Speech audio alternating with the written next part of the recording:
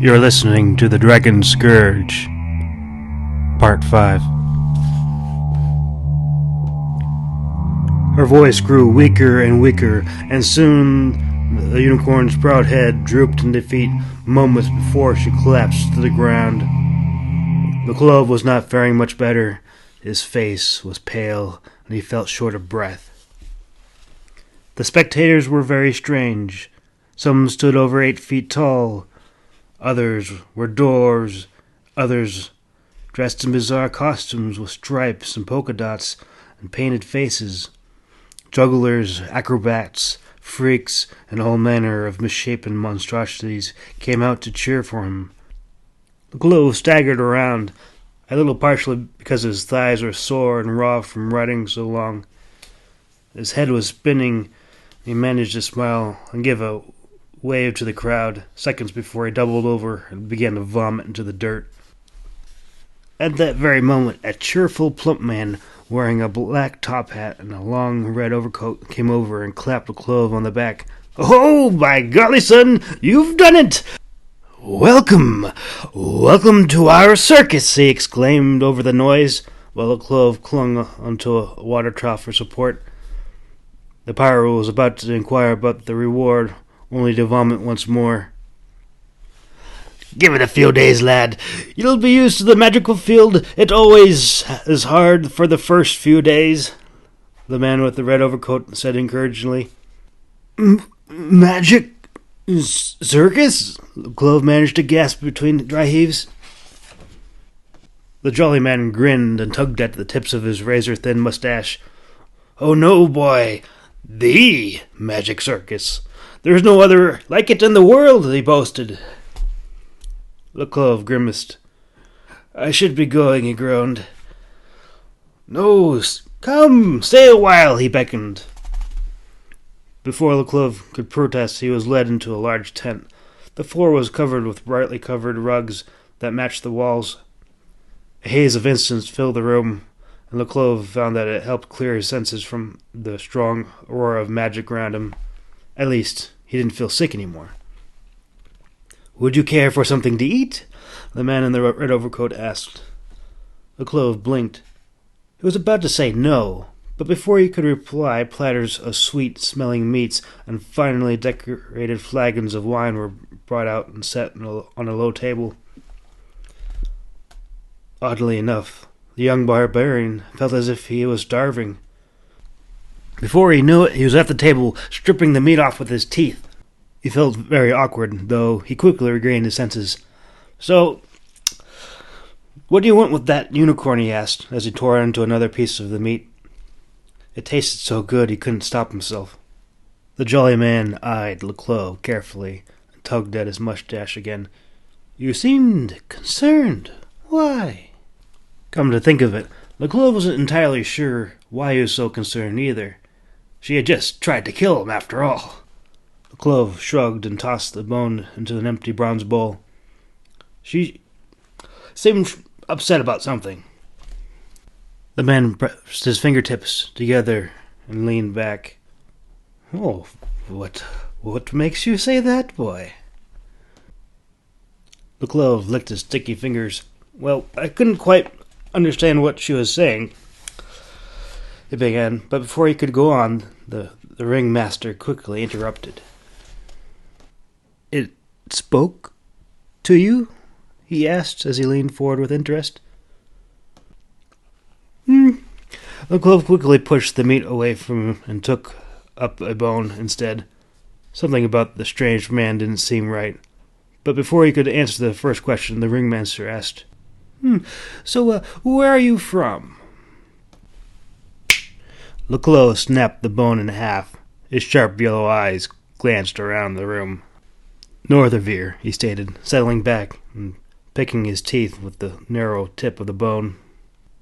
The ringmaster smiled and gestured toward the wine. "Interesting. Young man, I perceive you are not human. Are you a shifter or orc? Part elf, perhaps?" Every muscle in the clove's body tensed. "I am no elf," he growled. He wasn't about to reveal what he really was. but he wasn't about to let anyone go around thinking that he was some stinking elf. Seeing that his guest was clearly offended by the assumption, the ringmaster put up his hands in a peaceful motion. "My friend, there is no judgment here," he assured him. "This is a circus. Freaks and all are welcome here. We pay no attention to politics, and the high-minded elves are much too serious to take much interest in us lively folk." The clove wasn't sure how to respond. When the man had gestured for the wine, his mouth and throat ached with thirst. But now he resisted. "I am grateful, but..."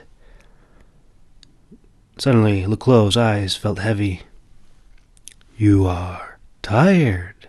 the ringmaster inquired, but it really seemed more like a statement. Le Clove was forced to use his own hand to prop up his head. He felt like falling over from exhaustion. "Yes," he admitted feebly. "You are not well?" "No," the clove agreed numbly. "You need to rest," the man added. The clove closed his eyes and nodded. "Yes," he breathed. But try as he might, he could not open his eyes again. Strength left him, and he was consumed by darkness. Chapter 4. Forget-Me-Not.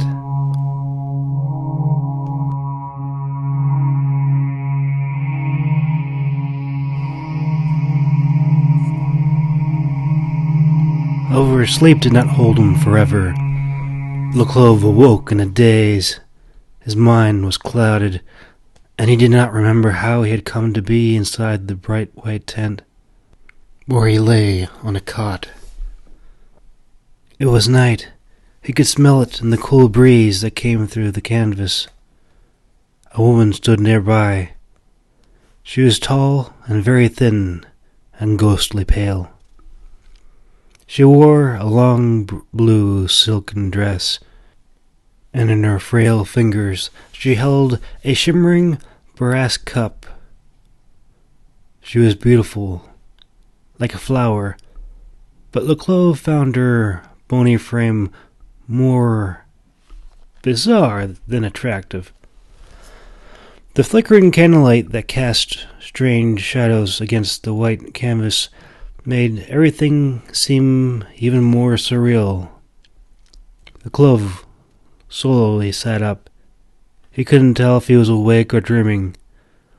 The woman held the cup out for him to drink. It appeared to be water. Without question, he lifted the rim of the cup to his lips, and he found it was very sweet. It made his face warm and his mouth numb. He closed his eyes, relishing the taste, until the drink grew strong and bitter. A sharp pain pierced his skull, and the bronze cup slipped from his fingers, and he clattered to the ground. His mind grew clouded, and an overwhelming sense of vertigo came over him. He put his hand out, attempting to stop the world from spinning. He felt as if he was falling backwards into a black void. He cried out in terror and crumpled to his knees. "What is your name, dear one?" she asked, but her lips didn't move. The clove looked up at her in dazed bewilderment. He felt an icy chill creep over him and opened his mouth to speak. "I..." He paused as dread overcame him. "Where am I? How did I get here?" The strange woman smiled. "We found you asleep. Don't you remember anything?" The clove swallowed hard and looked away. His eyes glanced at the bronze cup that lay on the floor. "Do I know you?" he asked. I am Anastasia. What is your name?" she asked patiently. Her lips didn't move, but he heard her plainly. The clove bit his bottom lip and looked around, hoping to find something that would give him a clue, but he found nothing. He glanced back at the woman. "My name," he repeated. Troubled lines creased his forehead. It seemed like such a simple question, but at that moment, it was the most important question in his life. The woman's next comment was audible. "My name is Anastasia. What is yours?" The clove swallowed hard, but he could not bring himself to speak. "Why are you here?" She continued telepathically, relentlessly bombarding him with questions. "What are you? Where are you from? How did you get your yellow eyes? Why have you come here?" The clove began to panic. His bright yellow eyes shifted back and forth, and he ran his fingers through his hair. I don't know. I don't remember," he snapped, and then he quickly moved to the tent flap and pulled it back. Torches illuminated the night, and he saw creatures of every sort passing by. There were creatures of every race, type, and species. Dwarves, giants, humans, trolls, orcs, elves, and dozens of fairies, dancing and flying in the midst of the music and festivities. The clove let the tent flap fall and demanded, "Where am I? What's going on?" Anastasia smiled. "You are safe. We are celebrating," she explained, and reopened the curtain. The clove absent-mindedly reached for his cutlass, but his fingers only grasped thin air. He blinked for a moment, feeling as if he was missing something, but he could not remember what it is. "What are you celebrating?" he asked. The back of her silken dress parted, and a pair of shimmering blue wings appeared. "Life," she answered. The clove blinked. "You have wings," he gasped in dismay. Anastasia laughed at his reaction. He wasn't sure what to think or to say. He had heard of fairies, but he had never met one before. Not that he remembered, anyway.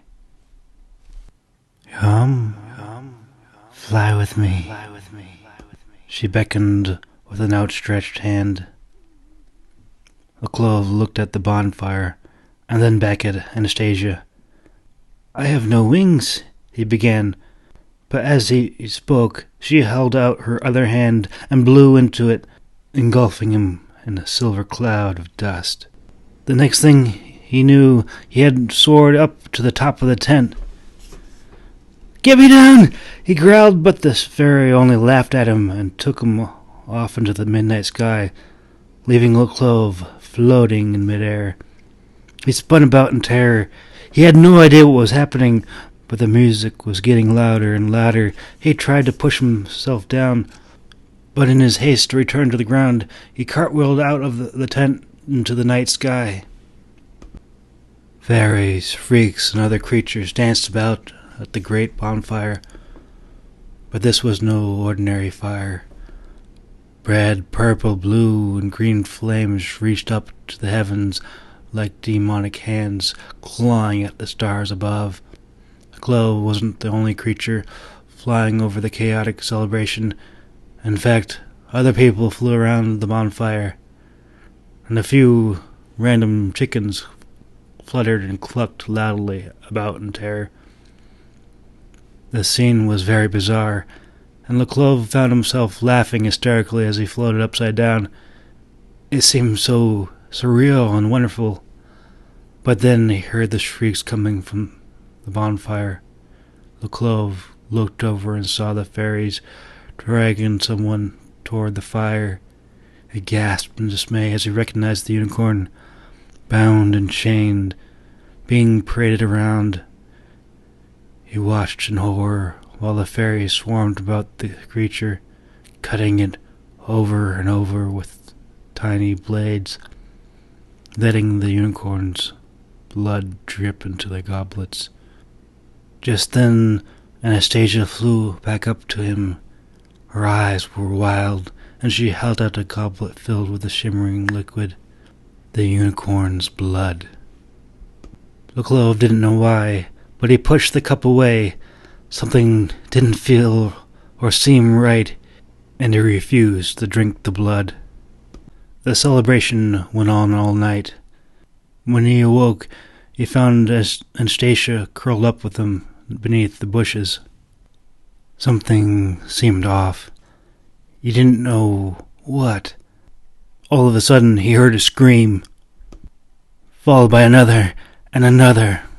The Clove pushed the ferns aside and saw to his horror that the camp was being overrun by large barbaric creatures, wearing large spiked helmets and thick hide leather armor covered in red war paint. The fairies, still intoxicated from the last night, were no match against the brutal horde of orcs. Anastasia shrieked as an orc pulled her out of the ferns by her wings. The Clove tackled the orc to the ground. Both warriors snarled like wild beasts as they fought. The orc drew his dagger. The Clove quickly latched on to his knife hand, using his weight and leverage to isolate his arm. With a vicious twist, he shattered the orc's elbow, freed the dagger, and crushed the howling orc's windpipe with his boot. He sprang to his feet. His yellow eyes were ablaze as he surveyed the surroundings.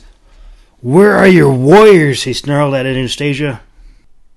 Just then, a large object flew past his face. The Clove turned just in time to set the battle axe strike the tree next to him, sending splinters of wood flying in all directions. The Clove's eyes locked on to the orc who had thrown the axe. Before the savage orc had a chance to regret the miss, the Clove responded in kind and hurled his dagger back at him, catching him right in the throat. With a sharp tug, he pulled the axe free from the tree and crouched low and turned to the three advancing orcs. They had taken notice and began to converge around him.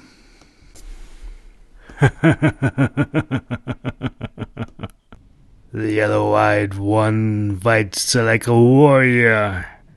Who are you? Inquired the tallest orc on the left.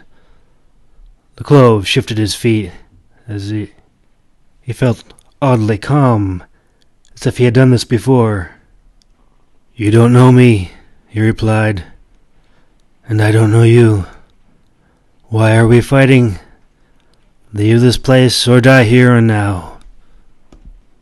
The orc on the right chuckled as he hefted a spiked iron ball and chain, creating a menacing jingling as the links clanked together. Yes. Maybe we should get to know each other a little bit better and work out our differences, the orc suggested in jest as he attempted to take off the Clove's head. You're faster than you look, elf. The Clove snarled back as he threw a fistful of dirt into the eye slits of the orc's helmet. "Warduck, look out!"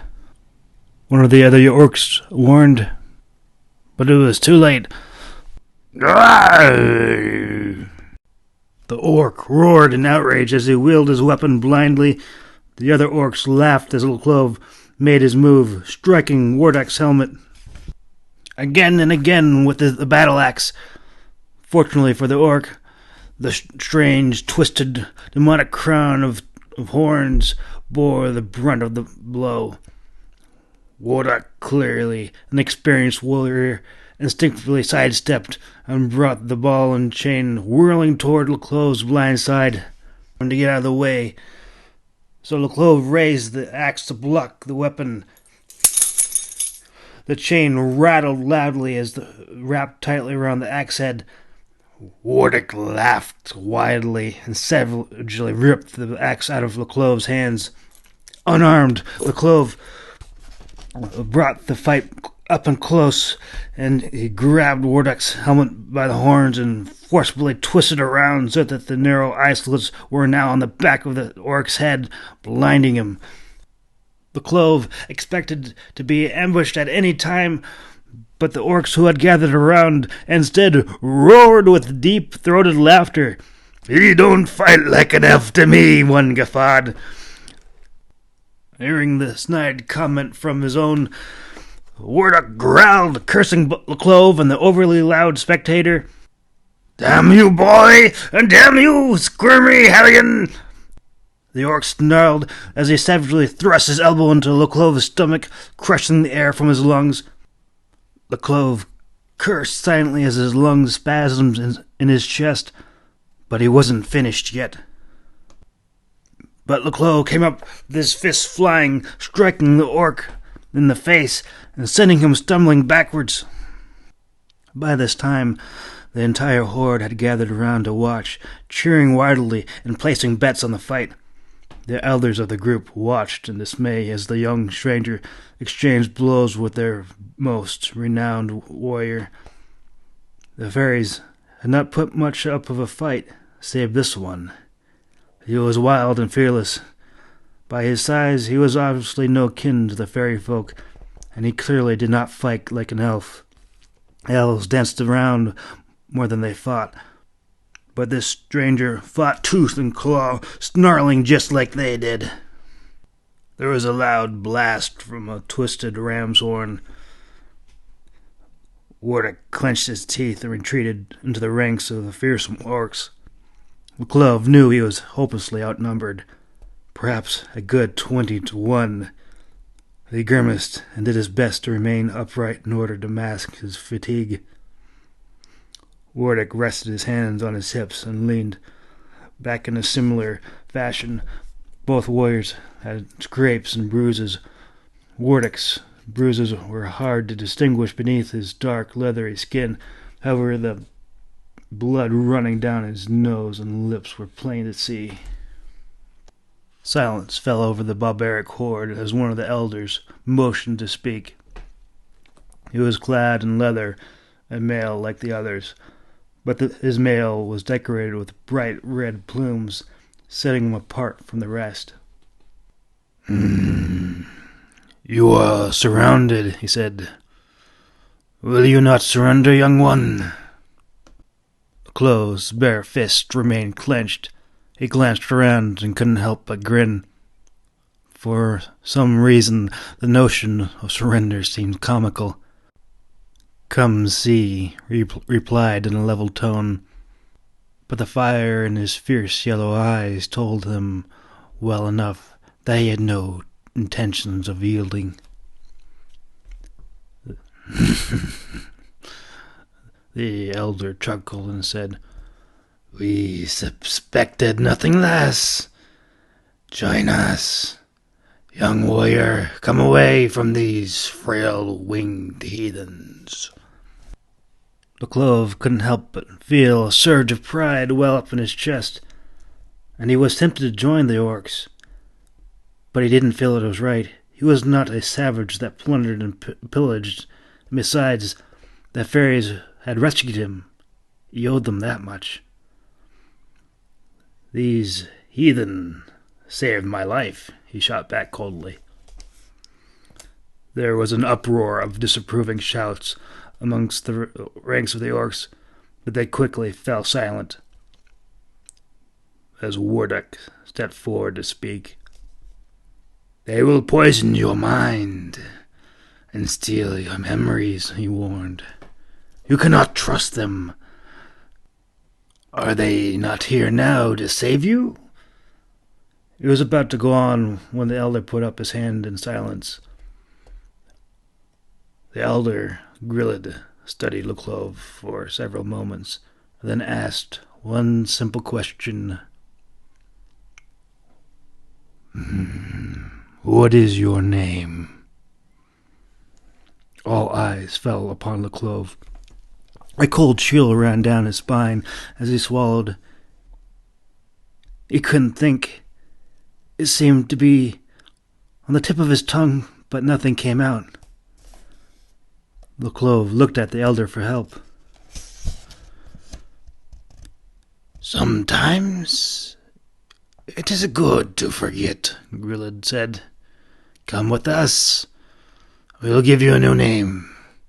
If you stay, you may lose more than what you already have. The clove felt a pit form in his stomach, and then his face hardened. I need to know, he said. Grillad nodded. I pray you find what you seek. May it be all you hope for.